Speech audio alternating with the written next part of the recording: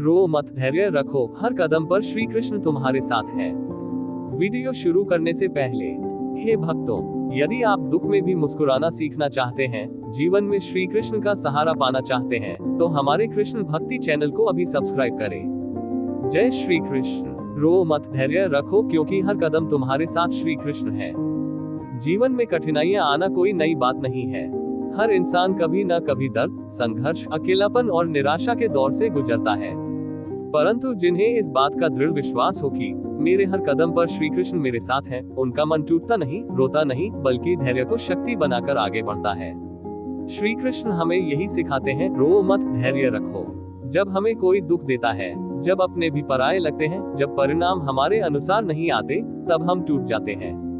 लेकिन गीता में श्री कृष्ण कहते हैं, क्षुद्रम हृदय दौर्बल्यम त्यक्त्वोत्तिष्ठ, अपने हृदय की कमजोरी को त्यागो और उठ खड़े हो।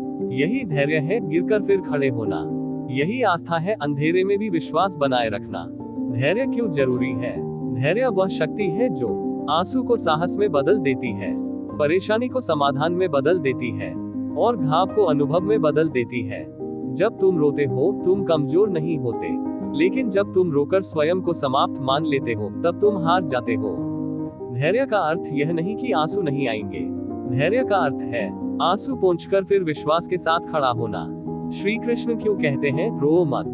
क्योंकि तुम्हारा दर्द तुम्हारे कर्मों का अंत नहीं है, तुम्हारा दुख तुम्हारी नियति नहीं है, तुम्हारे संघर्ष असफलता नहीं है। ये सिर्फ एक परीक्षा है, तुम्हारे धैर्य की, तुम्हारी श्रद्धा की, तुम्हारे मनोबल की। जिसे ये समझ आ जाए, मैं अकेला नहीं, मेरे साथ कृष्ण है, उसकी समस्याएं खुद छोटी होने लगती हैं। वह क्यों कहते हैं, हर कदम तुम्हारे साथ हो? क्योंकि जब तुम गिरते हो, वही संभालते हैं। जब तुम रोते हो, वही सुनते हैं। जब तुम टूटते हो, वही जोड़ते हैं। तुम्हें शायद दिखाई ना दे, परंतु तुम्हारे अच्छे कर्मों में, बुरे समय में, कठिन परिस्थिति में, अकेलेपन में, वे सतत तुम्हारे साथ होते हैं।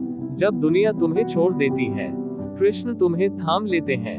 व्यवहारिक जीवन में धैर्य कैसे रखें? सोच बदलो, दुख देखो, लेकिन उससे सीख निकालो। समस्या देखो, लेकिन समाधान खोजो। परिणाम नहीं, कर्म पर ध्यान दो, क्योंकि परिणाम तो समय तय करता है, पर कर्म तुम्हारा अधिकार है। विश्वास रखो, कल क्या होगा ये तुम्हें नहीं पता, पर तुम्हारे साथ कौन है ये जानना काफी है।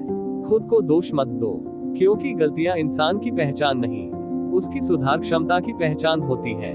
प्रार्थना करो, मन को हल्का करने के लिए और बुद्धि को स्थिर करने के लिए। कठिन समय में कौन सा मंत्र याद रखें? जो हो रहा है वह अच्छा हो रहा है, जो होगा वह और अच्छा होगा, और जो नहीं मिला वह किसी बड़ी योजना का हिस्सा है।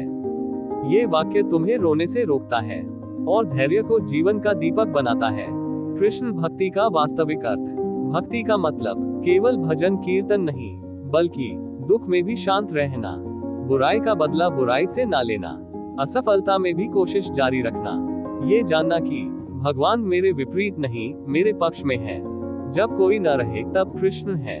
कभी कभी ऐसा लगता है कोई हमें नहीं समझता, कोई हमारे साथ नहीं, कोई हमारी सहायता नहीं करता, परंतु जिस क्षण मन टूटता है, उसी क्षण कृष्ण का सहारा मिलता है। वे तुम्हारे आंसू देखते हैं, परंतु तुम्हें रुलाने नहीं देते।